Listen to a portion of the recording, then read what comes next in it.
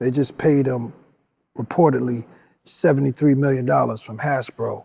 He's an engineer, scientist. He invented so many other things. We only know about the Super Soaker. Dr. Lonnie Johnson, known as the Super Soaker inventor, is a world-class aerospace engineer and the next-generation green energy pioneer. Starting his journey at NASA and the U.S. Air Force, his passion for the sciences led him to establish and lead Johnson Energy Storage, helping to reduce toxic pollution and dependence on fossil fuels. Akwaaba to SamaTime.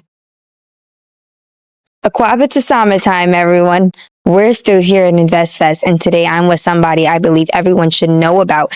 He is an amazing Black inventor, and I'm not going to say anymore because I feel like he should say his own story. It's so powerful. Mr. Lonnie Johnson, how are you doing today? I'm doing great, thank you. Now, what inspired you to even get into inventing? Oh, geez, what inspired me? I've been an inventor for as long as I can remember. Even as a small kid, I was always tinkering and curious about how things worked. And I used to make my own toys. But it was fun. Me and my siblings, we all made things. Growing up in Mobile, Alabama, it was just driven by curiosity more than anything. Wow. What was your first real invention? My first real invention. I used to build rockets when I was a kid, and I used to mix my own rocket fuel, built a go-kart with, junkyard parts. But I guess my real first significant invention was my robot. I built a robot in 1968 that won first place at the University of Alabama, a school that the governor of Alabama had stood in the door and said no Black students will ever attend this university. But I was in high school, a senior in high school, went for a South SUS regional science fair competition, and I was the only Black student there, and I won first place with my robot. And that was a huge personal victory because up until that point, everybody was, and all the information that I was getting was that, we were not equal. We didn't have the ability, In fact, I had actually taken a test when I was in high school because I was in a segregated school and the education I was receiving was less than, and they discouraged me from becoming an engineer. And being an engineer was my dream. And so I didn't listen to that. I went to Tuskegee University. I earned a bachelor's in mechanical engineering and a master's in nuclear engineering, and went on to work for NASA designing spacecraft and solving problems that my fellow engineers, who were some of the hand-picked engineers from across the country from some of the most prestigious universities, I was doing things that they were saying were not possible, and they didn't believe some of my ideas would work, and I really overcame all of that. So I have a whole list of victories that build my self-confidence and my ability to take on tough problems. And so I've now decided to address the environmental challenges that we face to develop renewable energy technologies so we can reduce our dependence on fossil fuels and the impact that global warming is having on the environment.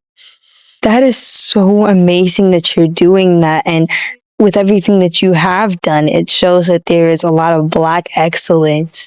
And the fact that you break in a lot of barriers of people saying you shouldn't do this, you can't do this, you're not equal, you're proving them wrong, and you're being an inspiration to so many people like me. That is amazing, sir. Well, I tell people that, of course, as an engineer and scientist, I'm very interested in technology. I'm constantly learning because of the information that I'm able to put in my brain, I get to use to solve problems. And, the human brain is a very powerful tool. It's probably so far the most powerful tool in the world. Because, when I talk to kids, sometimes I talk about how, a few million years ago, our main tool that we used was a rock, but now the tool that everybody carries in their hand is a cell phone. Well, it took the human brain to turn rocks into cell phone. They're made from the same materials, minerals from the earth, but with our understanding of knowledge and technology, we're able to take those same minerals and turn them into computers that rival our human brain and our own intelligence. And so problem solving is what we do best. And that's something that excites me. It's like magic. It really inspires me, and I get excited when I have a new idea and I want to envision how something works. I want to turn that vision into reality. Wow. And when it comes to technology and AI, it is moving really fast and evolving even faster. Yes. For young creatives, and especially those that are interested in becoming inventors and solving the world's problems, how can we use these AI tools without losing our sense of human creativity and ingenuity? Well, AI, I used to talk about how with computers and the internet, we've got so much information at our fingertips.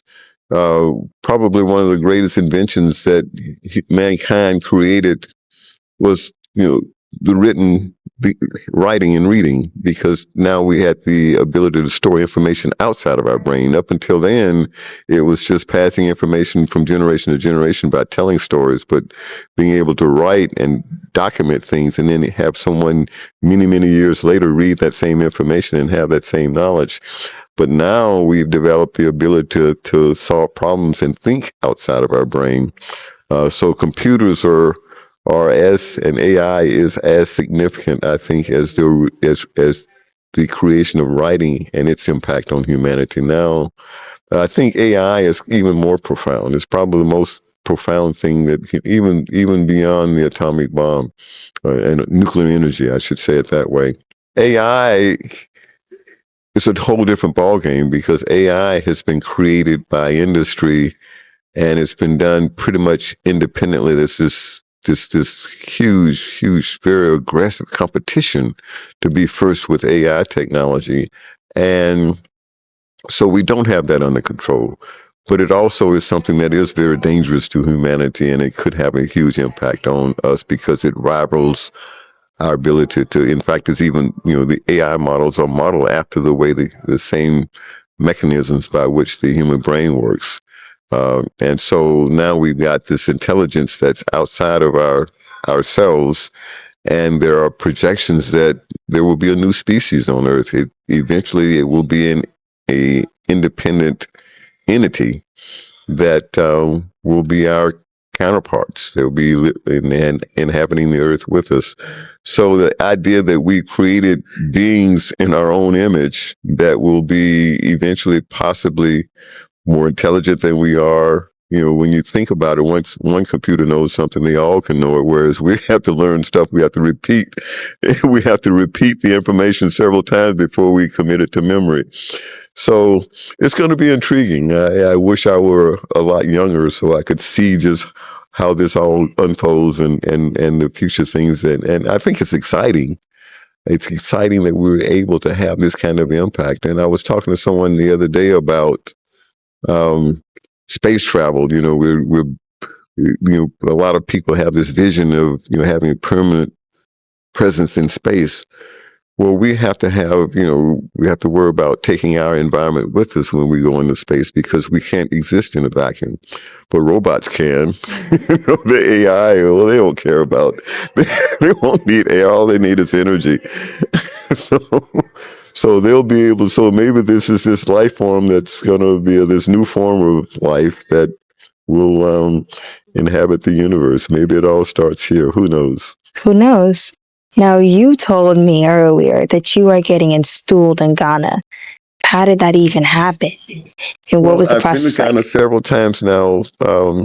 My first trip was actually, we did a Pan-African robotics competition, and I took one of my teams. I have a robotics program here in Atlanta, and high school kids, and we took them over to participate in this competition of about 21 countries in Africa, from different countries in Africa. I enjoyed that. It was really great.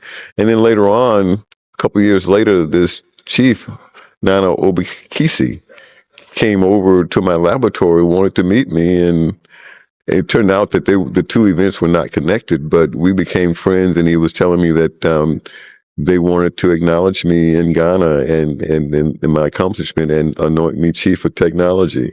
So I'm looking forward to that. That's going to happen in October, early October, and it's going to be a carnation, and it's a huge festival, and I'm really looking forward to that.